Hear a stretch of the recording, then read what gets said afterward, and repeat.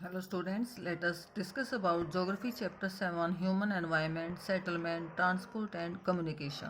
This is video 1 on this chapter. Let's start with the settlement. The meaning of settlement is it is a place where people build their homes. This is called settlement.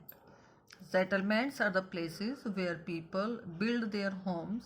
That is called settlement. Early human beings lived on the trees and in caves, but when they started to grow the crops, it became necessary for them to have a permanent home. That's why they started to make settlements. And with the development of trade, commerce, and manufacturing, human settlement became larger, and these settlement flourished and civilizations developed near the river valleys. Now, settlements are of two types. First is permanent, second is temporary. What is the meaning of permanent temporary settlement? Settlements which are occupied for a very short period of time, these are called temporary settlements. Settlements are of two types. First is temporary, second is permanent.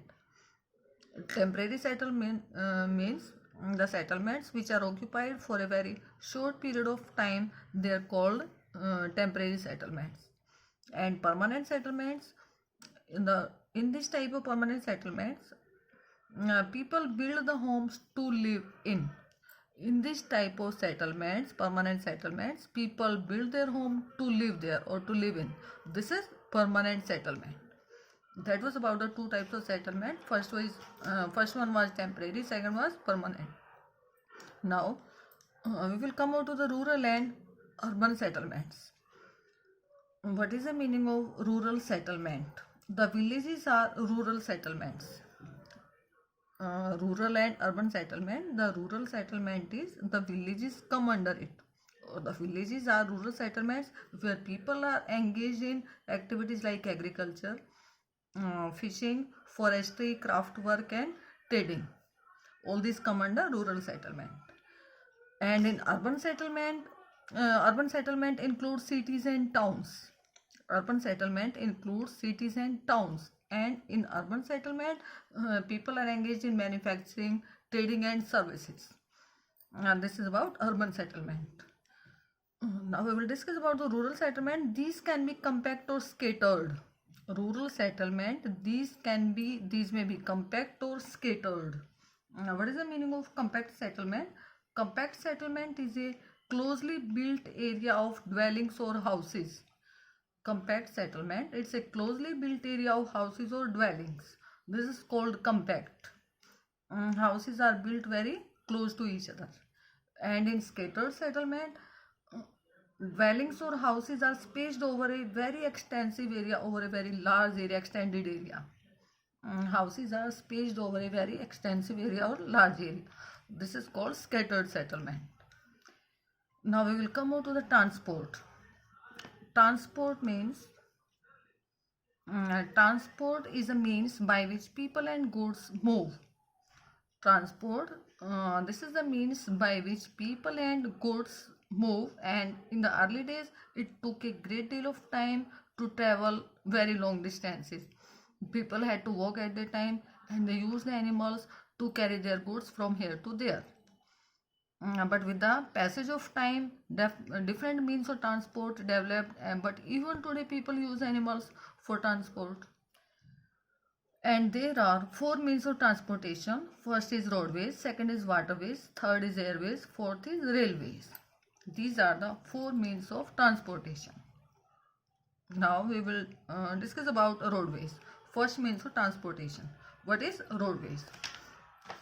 Roadways can be the most commonly used means of transport that for short distance, that is roads. Roadways, this is the most commonly used means of transport by the people, and this is used for short distance, and these can be metalled or unmetalled.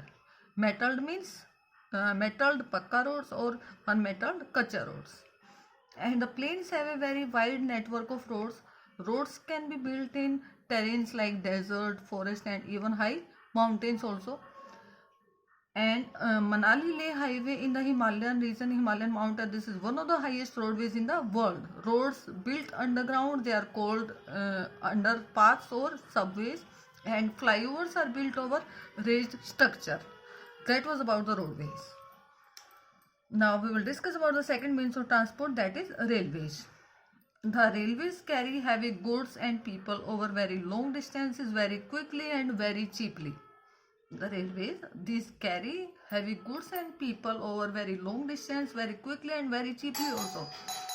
The invention of the steam engine and industrial revolution, it helped in the speedy development of rail transport. And in places, super fast trains have also been introduced to make the journey faster.